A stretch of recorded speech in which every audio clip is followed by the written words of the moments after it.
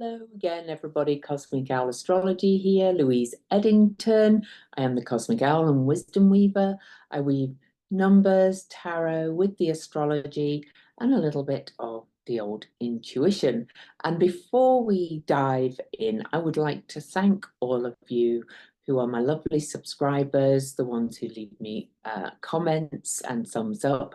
But I would also like to give a big hug to the increasingly number of people who give me a thumbs down whenever I mention the side I'm on politics. We are in a crucial, critical time this year in this country, in the United States, and I am going to give my view and my opinion, and I am never hidden the fact of which camp I'm in overall. So to all supporters of the other side, Mr. X45, if you are supporters of his, then fine, that's your option, that's your choice.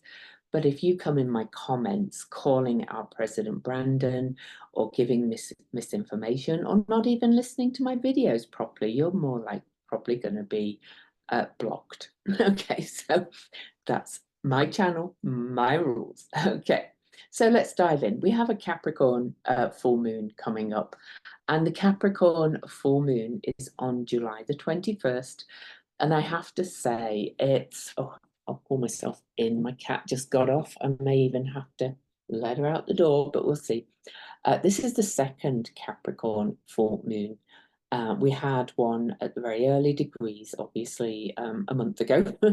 So this is the second Capricorn full moon in 2024.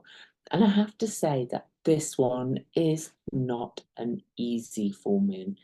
And it's rather kind of glum and depressing. But as always, you know, I think we have free will, how we respond to these energies. And I encourage you completely to give up, to carry on with your self-care and things, because I think most of the glum will be going on out in the world. So perhaps cut back on, you know, what you listen to about going out in the world, what you feed yourself, what you know, get engaged with on social media or whatever your thing.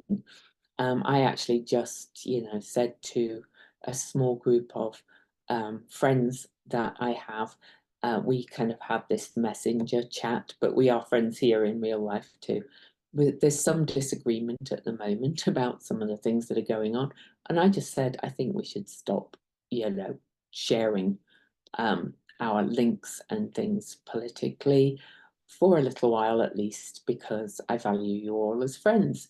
So this is kind of what I feel about kind of putting up these strong Capricornian boundaries, which is the Capricorn full moon, and kind of battening down the hatches and really kind of focusing on doing you, not trying to convince others. So anyway, so the full moon, as I mentioned, is on July the 21st, and it's at 29 degrees Capricorn.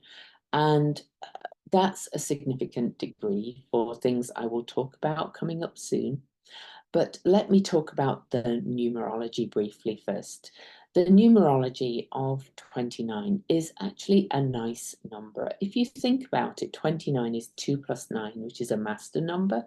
So it is a supportive number, but it's also a tough number, because master numbers, because 2 plus 9 equals 11, and 11 is a master number.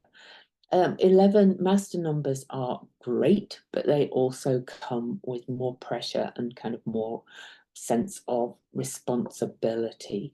And so, but 29 overall is a number of empathy, teamwork, compassion, and relationships. So perhaps that speaks to something like me having to say, let's not talk politics to each other for a little while.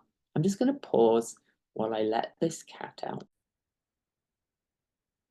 So I can speak to the astrology of that as well. You know, the fact of perhaps creating these strong boundaries as we head to this full moon on the 21st, just 9 days from today. I'm recording this on the 12th, and saying, you know, let's stop, call a halt to this, and value each other and our connection, because the 29 is about what values you connect, what relationships you value, and also about compassion, as I said, and all things like that. So, but 29 is also a number of transformation in many ways.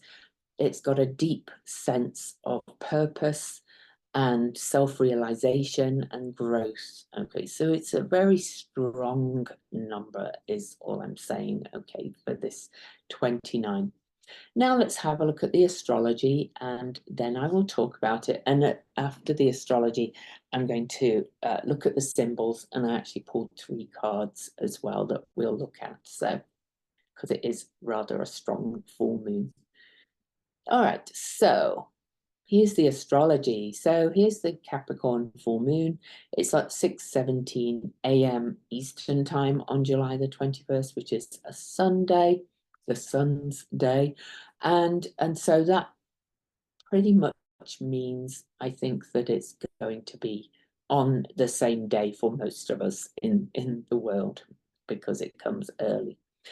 And so this is you know, a strong full moon for several reasons. So first of all, here's the moon, 29 degrees Capricorn. And this is at the liminal degree, the liminal anaretic or last degree, which in itself is a highly pressured number. So I will look at that in a little bit and talk about the anaretic degrees. It's conjunct Pluto, powerful. It's aspecting Neptune by a sextile, and it's also aspecting Uranus. And this makes a what's called a mini grand trine. And it's really aspecting Mars out of sign 2. And of course, on the 15th, so just 6 days before the full moon, we've got the Mars-Uranus conjunction with Algol that I've already done a video on as well. And it is making a little bit of a kite to Black Moon Lilith, but she moves so fast that I'm going to say this is really an earth and water mini grand trine. And funnily enough, I picked all earth and water cards too. So this is a very yin full moon, but this can also mean getting bogged down in the mud when we have earth and water. All right. So I'll talk about some of that as we move forward. Mars and Pluto are pretty much almost exactly in a trine on this full moon, even though they're in an out of sign aspect to this mini grand trine. So I'll talk about that. Also, Haumea and Pluto. Haumea stations direct on July the 14th on Bastille Day, so a week before this full moon. And Pluto and Haumea are heading back towards each other now, and heading towards the 6th of 13 exact squares that they make between, it was started in 2022 and ends in 2028. The last thing I'm going to be looking at is that the same day as the full moon, the truth teller, Eris, is stationing retrograde. So she is kind of chaos and discord. And so, but with the combination of anaretic degrees and the aspects and the significant conjunction of Mars and Uranus with Algol before it, and all the things, this is not the easiest full moon. So, you know, I really want you to think about that and focus on your self-care. Okay, so looking at this, and incidentally, I know I mentioned politics at the start of this video. This video is going to look at what this means for you. I might do another video, or I'm doing my charts and cards videos with Erica Robinson. I might look at this in terms of the political landscape, but this video is not for you. So I mean, this video is not a political one. This is what this means for you. Okay. So, all right. So what do we talk about? Well, this is a full moon, first of all. So it's an opposition. And so the sun and the moon are staring each other down. And as I said, it's a second full moon in Capricorn. So it's a second full moon with the sun in Cancer.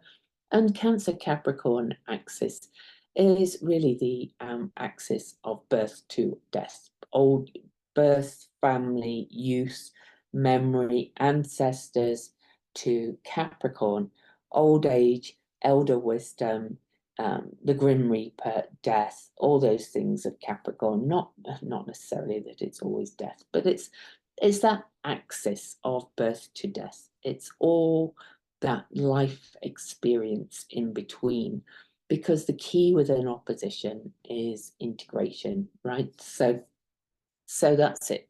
And then it's at the anaretic degree, the last degree of the sign. And if you think about the signs, they have 30 degrees in each sign.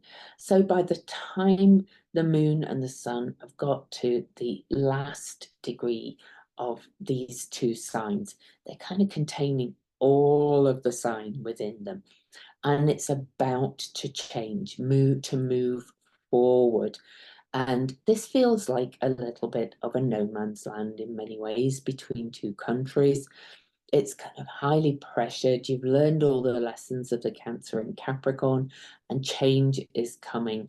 And but it's also, you're on that threshold, that space of change, and people do not like change. So we're feeling that. Not only that, though, this 29 degrees of Capricorn is where Pluto is going to retrograde back to from September the 18th to November something. I can't remember the exact dates. But Pluto is briefly going to retrograde back into the sign of Capricorn about between those dates. The exact dates elude me right now, but you know, in the big scheme of things, it's just a couple of months. Pluto is going to revisit Capricorn. Pluto will be in Capricorn at that degree on the US election. So that's all I'll say about the politics. But that means that this is a very potent degree. So there is that. And we can feel like the Pluto in Capricorn years from 2008 till this year, really, as Pluto finishes the journey in Capricorn, has really revealed the rot in the structures globally to a degree. Pluto's ingress into Aquarius has, to my mind, kind of started to bring these fresh sense of new beginnings for the future, for global alliances and for our alliances, but also for innovation and technology. But Pluto is heading back to just tidy up some unfinished business, if you like. And you know, Pluto is not all bad. You know, we had to kind of discover all this rot. We had to see it. Everything needed to be brought to light to bring the change. But it's still not easy, of course. And the Pluto, I did a 2024 year ahead video, obviously at the start of the year or at the end of last year. And I went through a whole bunch of reasons why the Pluto in Capricorn years were difficult, and I'm not going to go through them here now, but Pluto made some terrible aspects in Capricorn, and it was challenging. We had the pandemic, we've had all this political turmoil, we've had you know, wars starting in Ukraine and Israel, Gaza, all blowing up, and Brexit, and all these kind of things. And it's been turmoil for a lot of people as well, of course, because after 2008, you know, people lost things with the financial crash, or it at least felt very unsafe and very scary. And then we've had, you know, people losing people during the pandemic, all those kind of things. I do want to reassure you before I talk about this full moon that, or more, that I looked ahead for the whole time of Pluto and Aquarius, all the aspects, and it's not anywhere near as challenging. So Pluto is not always doom and gloom and challenging, but Pluto in Capricorn was tough. But as Pluto is moving back towards Capricorn, this means the moon on this full moon and Pluto are heading towards each other. They're less than 2 degrees apart, out of sign. So we're feeling that transformative, excavating energy of Pluto again. But Pluto is also heading back towards this square with dwarf planet Haumea. And Haumea is a creatrix, but she was the Hawaiian goddess of creation. She birthed from every part of her body. She birthed all the pantheon of gods and goddesses in the Hawaiian cosmology, and she was regenerative as well. And she is shaped like an egg. I've written about this on my Substack blog. She's shaped like an egg, and she's said to have a red spot, or at least, I don't know. I never understand this space photography. Does it really look red on the photographs, or is that how scientists imagine it? But either way, some of the photographs of Haumea, it looks like an egg with the red spot on that attaches the umbilical cord, right, to the chicken or whatever else is in the egg. And so Haumea is almost pure birth and fertility, and she's often connected with kind of rebirth of the earth and fertility. So she's rebirth, and she's in Scorpio, which is Scorpio is power games and manipulation and things, but she also, this is Pluto ruled sign, and Pluto in Scorpio, in modern astrology, that is, Pluto in Scorpio really excavates the crap and getting things out. So we can see more excavation there. And so Pluto and Haumea are going to square each other again. Haumea will never move back into Libra, but she just stationed direct, remember I said, on July the 14th. So she's only just moving by the time of this full moon. She actually stationed direct at 0, the very first degree of Scorpio. And I always think of Scorpio as that more very fecund space of rebirth and chaos. So I think something new is being born, but we're at that, also at that anaretic degrees, those last degrees that are liminal, and we know change is coming. We can smell it, we can feel it. We've had glimpses of it probably, but we're not there yet. So it's tense. And then the full moon itself, I mentioned, is in an almost exact aspect to Neptune in Pisces. And Neptune in Pisces stationed retrograde recently, also at the anaretic degree of Pisces, which is the last sign in the zodiac and another water sign of chaos and birth. But Neptune in Pisces is also about faith and trust and letting go and going with the flow. So Capricorn wants to control. Neptune's going, you have no control. This is relax. Everything is out of your control, to my mind. So know that there's very little you can control. You can only control your own response and reaction, which always takes me back to self-care. And Cancer Sun, I think, is the sign of Cancer is really the ultimate kind of pull down your shell, pull in your pincers, do your self-care, look after you and yours, and only change what you can if this change called for. The other aspect of this mini grand trine is kind of two aspects in one.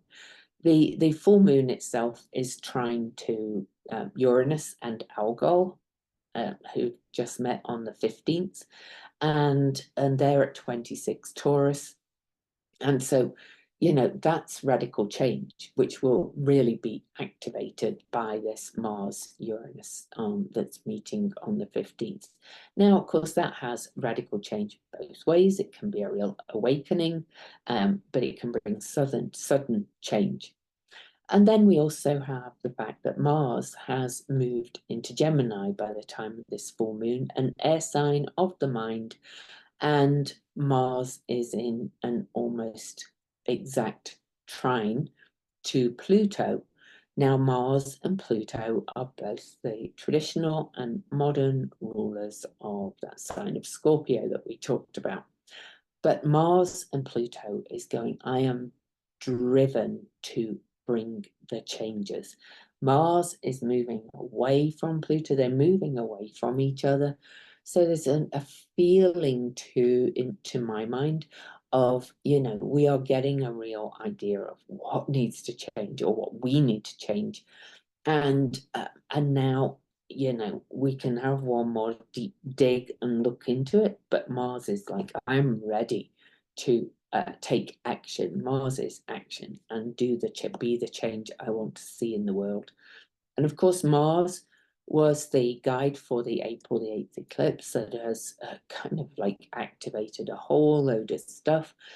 And that brings me to Eris. Eris stations retrograde at 25 degrees of Aries on the same day as this very powerful and tense full moon.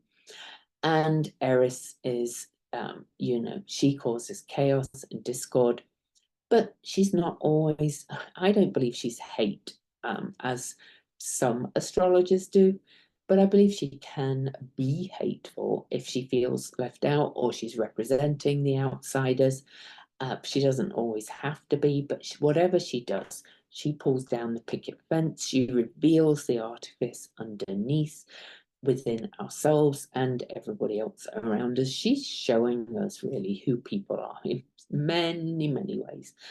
And so she's kind of also in a bit of a wide square to the full moon. So that makes a T-square, which is quite tense as well.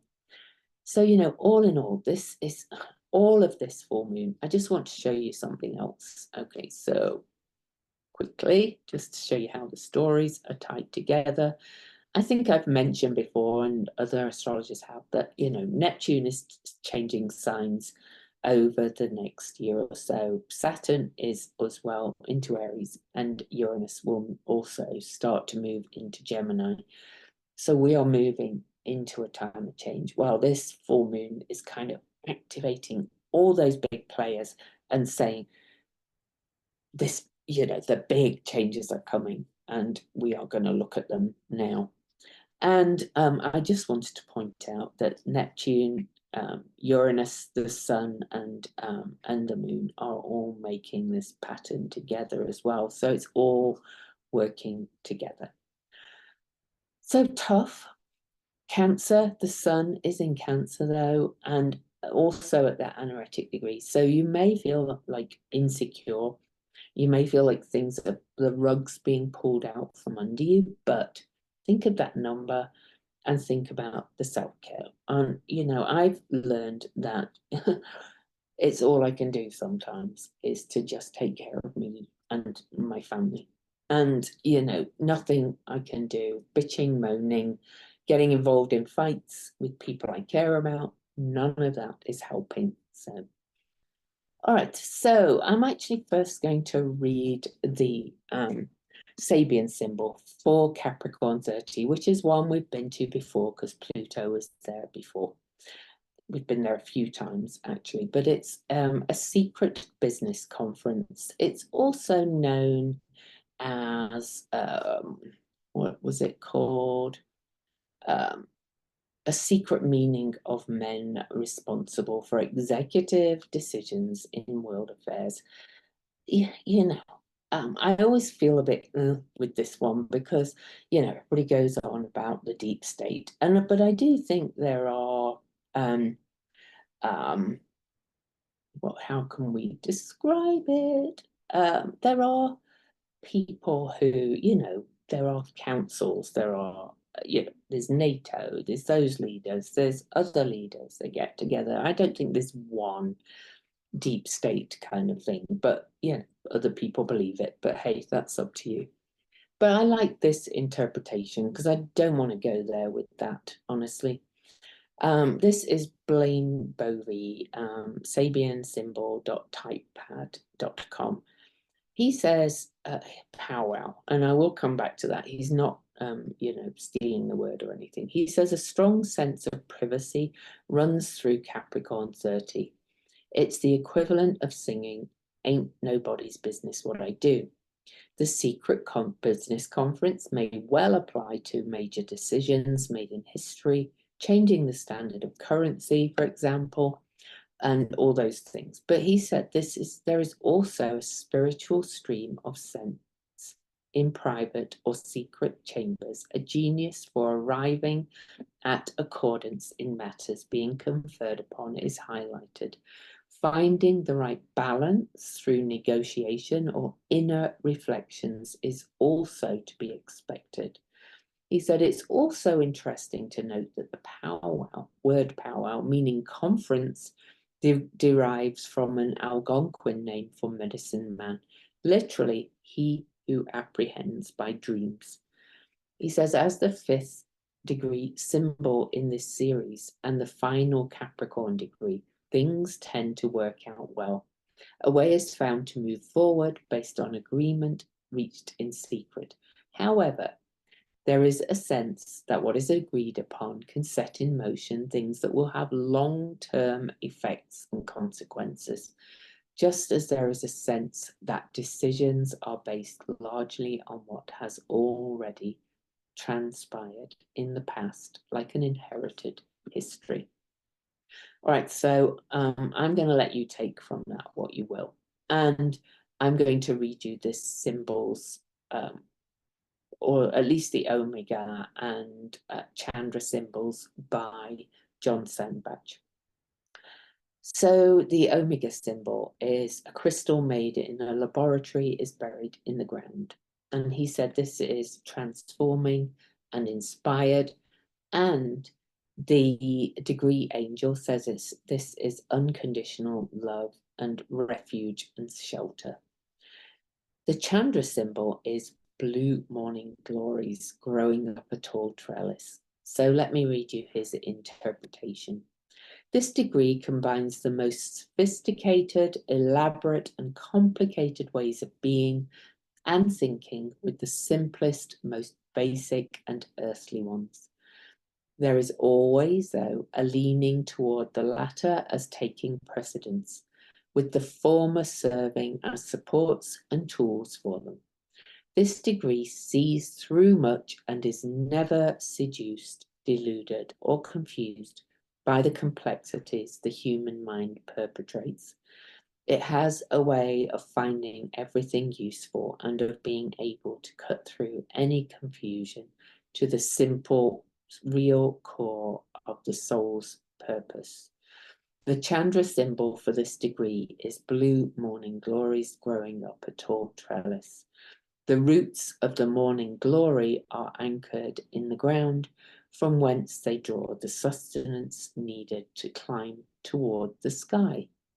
The morning glory cannot make this climb alone. It needs the support of the trellis. This degree is adept at finding the support. Incidentally, Capricorn is also support, all right? It needs on this journey, and knows that no outer support will be effective unless the inner support of belief in itself is found first. And before I forget, remembering that the ruler of this, Saturn, is now retrograde, revisiting self-limiting beliefs and the structures and supports of our own lives, right? So anyway, this degree is here to teach others that outer authorities can be fallible, can even betray us, potentially, but that the inner authority, the higher self, the Holy Ghost, is not fallible. For all time, it's happening at once, and our higher self is that part of our being that has already reached enlightenment. We need only attune ourselves to it as the blue of the morning glory is attuned to the blue of the sky. That brings me to the cards, and let me see. Oh, where are they? Oh, I don't think I even opened them up yet. Bear with me. I will just do that. Downloads. Oh, there we go. Can't believe I have not opened them up. All right, here we go. Here's the cards, all reversed. That tells me immediately you really have to focus inwards to the structures. But let me tell you these cards. I'm actually going to, this is the Light Seers Tarot again. I'm actually going to read the quick interpretations from her deck, but I'm also going to read from my own book on tarot and astrology and tell you what they mean for that very quickly. I'm not going to go through the whole meaning, just the keywords. So the first one we get is the Knight of Cups, and cups is water and emotion. And this is saying that we're missing the signs and we need to protect our heart. But this can be overprotecting the heart, all right? And this can be for some moodiness, some negative emotions blocking our progress, all right? So that's the interpretation from the Light Seers Tarot page deck, whatever you want to call it. All right, so next from my book, we have the Knight of Cups. Oh, for some reason I gave the Knight of Pentacles. So we have the Knight of Cups, which again is emotion and water, and again we have it reversed. All right, so just saying that this is the reverse card, and this represents all water and air signs, actually, this card. So this represents as well where Mars is in Gemini and where Pluto is in Aquarius, because we have no fire apart from Eris stationing retrograde, but she's not connected that deep closely to the full moon. It's all water and air. So this represents, again, moodiness, turmoil, disappointment, and lack of creativity.